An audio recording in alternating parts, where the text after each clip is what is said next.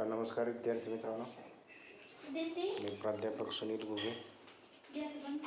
आज आपण इयत्ता 11वी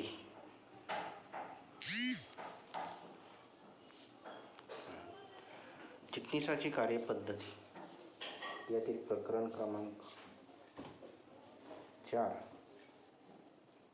कंपनी स्थापने संबंधित दस्तऐवज हा भाग पाहत आहोत. पाठीमागल्या व्हिडिओमध्ये आपण माहिती पत्रकाविषयी माहिती पाहिलेली आहे.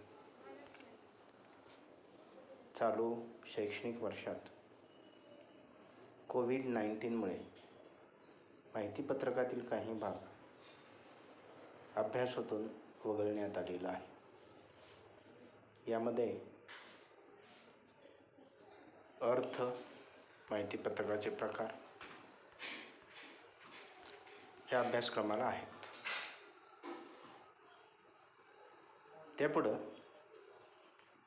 माहिती पत्रकातील मजकूर हा वगळण्यात आलेला आहे. त्यानंतर घोषणापत्र, तज्ज्ञाचे विज्ञान,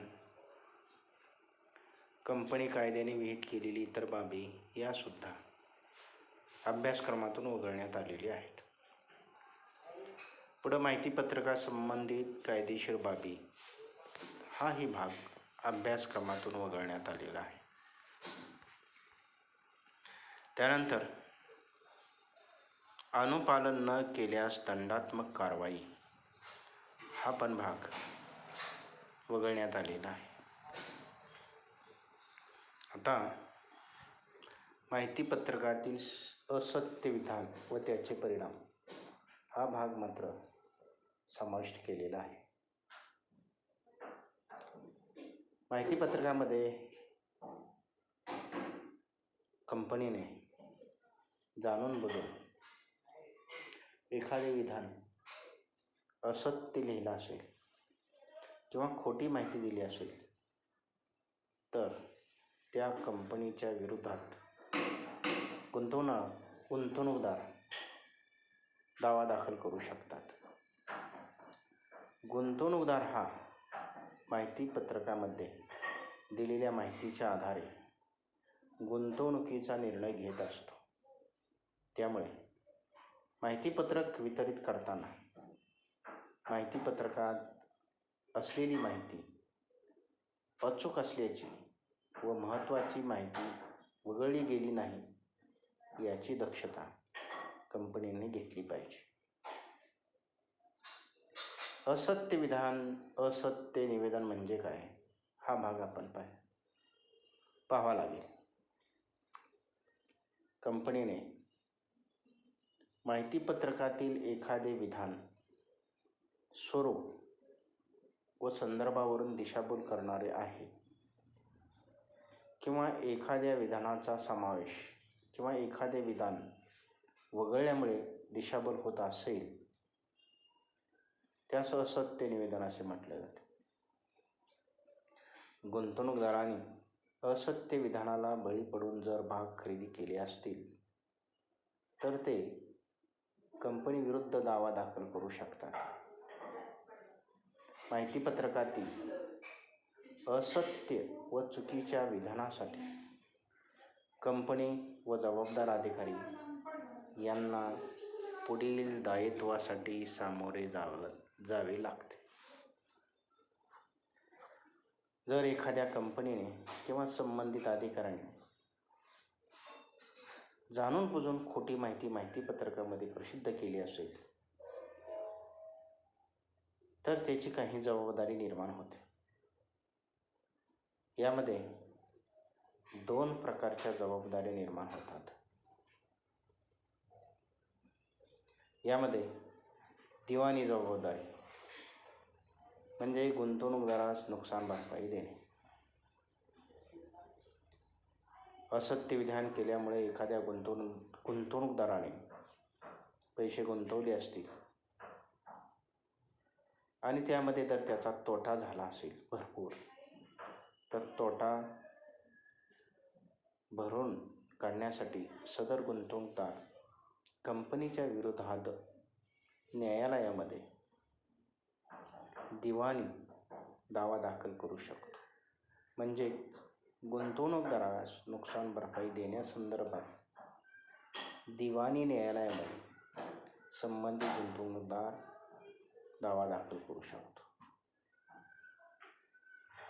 यामध्ये संबंधित कंपनी आणि कंपनीतील अधिकारी जबाबदार असतील नुकसान भरपाई देण्यासाठी. दुसरी प्रकारची जबाबदारी आहे फौजदारी जबाबदारी. यामध्ये कंपनी किंवा तिचे अधिकारी यांना फौजदारी कायद्यानुसार आर्थिक स्वरूपात दंड केला जातो, तसेच तुरुंगवासाची शिक्षा केली जाते किंवा एकाच वेळी दोन्ही शिक्षा न्यायालयामार्फत दिल्या जातात. फौजदारी कायद्याअंतर्गत संबंधित कंपनीच्या अधिकाऱ्यांना अटक करून त्यांच्याकडून दंड वसूल केला जातो आणि त्यांना तुरुंगवासाची शिक्षाही दिली जाऊ शकते. म्हणजे जर कंपनीने किंवा तिच्या संबंधित अधिकाऱ्याने माहितीपत्रकामध्ये जाणून बुजून असत्य माहिती दिली असेल किंवा खोटी माहिती दिली असेल तर त्या विरोधात गुंतवणूकदार न्यायालयामध्ये दावा दाखल करू शकतो. त्यानंतर आपण विद्यार्थी मित्रांनो पुढचा मुद्दा पाहूया, फरक. कंपनी स्थापनेकरिता महत्त्वाचे दोन जे डॉक्युमेंट्स असतात, दस्तऐवज असतात, त्यामध्ये घटनापत्रक आणि नियमावली हे दोन दस्तऐवज अतिशय महत्त्वाचे असतात. कंपनी स्थापन करतेवेळी कंपनीच्या नोंदणी अर्जासोबत हे दोन महत्त्वाचे दस्तऐवज कंपनी नोंदणी अधिकाऱ्याकडे प्रवर्तकांना सादर करावेच लागतात. या दोन महत्त्वाच्या दस्तऐवजामध्ये नेमका फरक काय आहे, हा फरक आज आपल्याला इथं पाहायचा आहे. परीक्षेच्या दृष्टिकोनातून हा फरक अतिशय महत्त्वाचा आहे. यामध्ये पहा, घटनापत्रक आणि नियमावली. यामध्ये पहिला फरक आहे, अर्थ पाहून घ्या. घटनापत्रक म्हणजे काय? घटनापत्रक म्हणजे हा असा दस्तऐवज आहे की ज्यामध्ये कंपनीची ध्येय आणि उद्दिष्टे नमूद केलेली असतात. कंपनी कोणत्या ध्येयाने आणि कोणतं उद्दिष्ट साध्य करण्यासाठी स्थापन होणार आहे हे घटनापत्रकामध्ये नमूद केलेले असते. तसं नियमावली म्हणजे काय? नियमावलीमध्ये कंपनीच्या अंतर्गत व्यवस्थापनाचे नियम व तरतुदी नमूद केलेली असतात.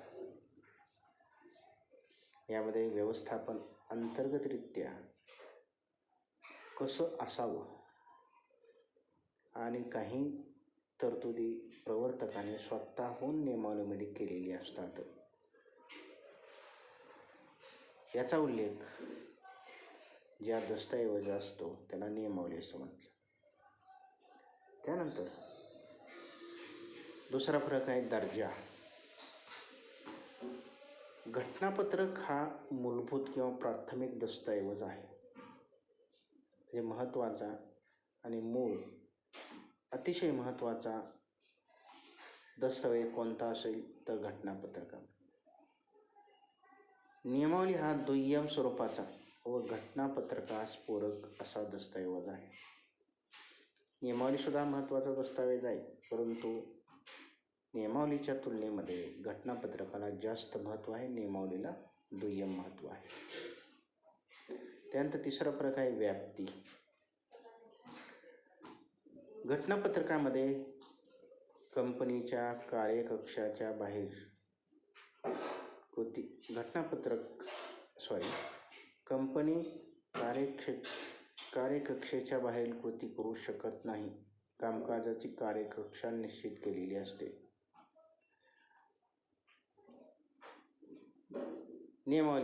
नियमावलीने ठरवून दिलेल्या मर्यादेच्या बाहेरील कृती करू शकते, फक्त ती कृती घटनापत्रकाच्या चौकटीत असावी लागते.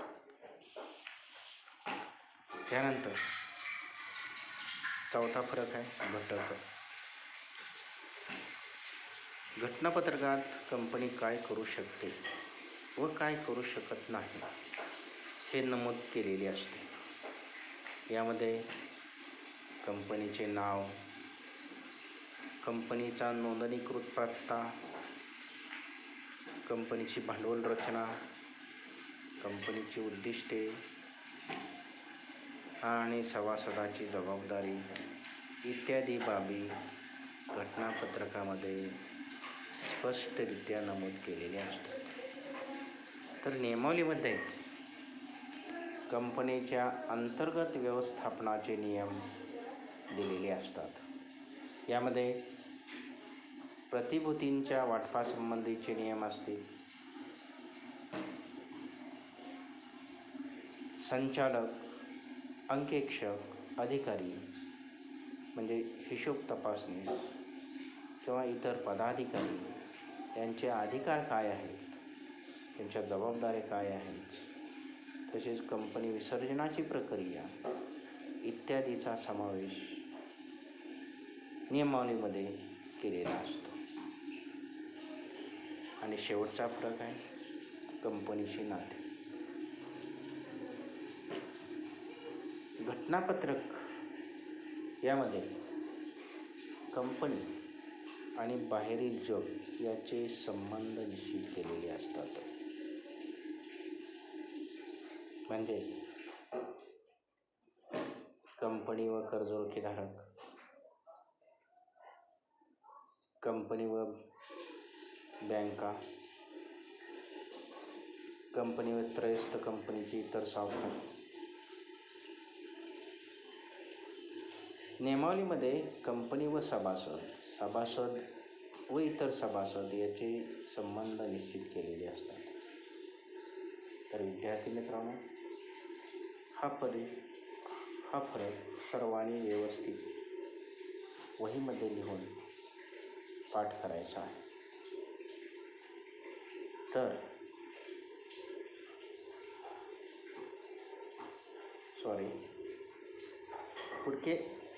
पुढचे अजून 2 फरक आपल्याला सांगता येतील.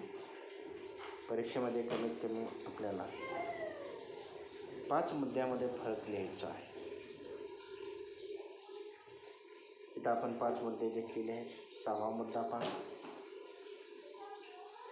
विरुद्धता किंवा विसंगती. घटनापत्रक आणि नियमावलीमध्ये नेमकी विसंगती कशी आहे? घटनापत्रकामध्ये अशी कोणतीही बाब नसावी जी कंपनी कायदा किंवा इतर कोणत्याही कायद्याविरुद्ध आहे. नियमावलीमध्ये अशी कोणतीही बाब नसावी जी कंपनी कायदा तसेच घटनापत्रकाशी विसंगत आहे. आणि 7वा फरक आहे बदल. घटनापत्रकात बदल करणे ही गुंतागुंतीची प्रक्रिया आहे. यासाठी केंद्र सरकारच्या मंजुरीची आवश्यकता असते. तसेच सभासदांच्या विशेष ठरावाची आवश्यकता असते.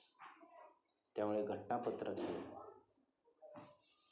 सहजासहजी न बदलणारे पत्रक आहे असं म्हटलं जातं.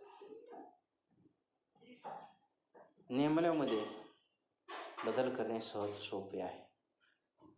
यासाठी सर्वसाधारण सभेत फक्त विशेष ठरावाची आवश्यकता असते.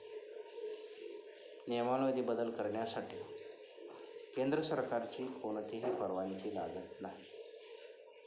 तर विद्यार्थी मित्रांनो, अशा पद्धतीने प्रकरण क्रमांक 4 हा भाग इथं संपण्यात आलेला आहे. यामध्ये आपल्याला सारांशरित्यानं हा प्रकरण कसं आपण अभ्यासायचं आहे हे सुद्धा आपल्याला पाहिजे. कंपनी स्थापनेसाठी महत्त्वाची 3 दस्तऐवज असतात.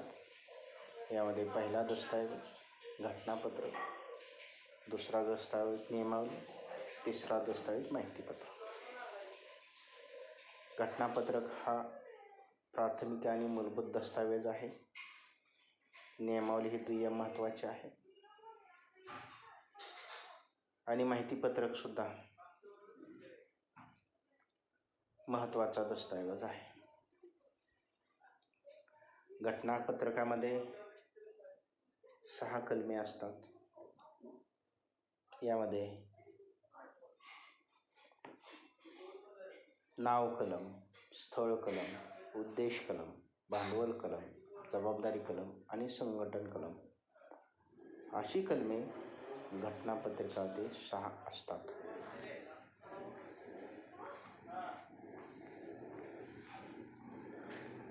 तर विद्यार्थी मित्रांनो,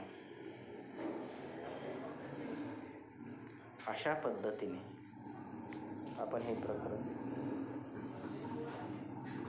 संपुष्टात आणलेलं आहे. सर्व विद्यार्थ्यांनी या प्रकरणाचे स्वाध्याय वहीत लिहून काढायचे आहे आणि लिहून झाल्यानंतर त्याची फोटोकॉपी व्हॉट्सअप ग्रुपला पाठवून द्यायची आहे. तर आज आपण इथंच थांबूया. Good bye.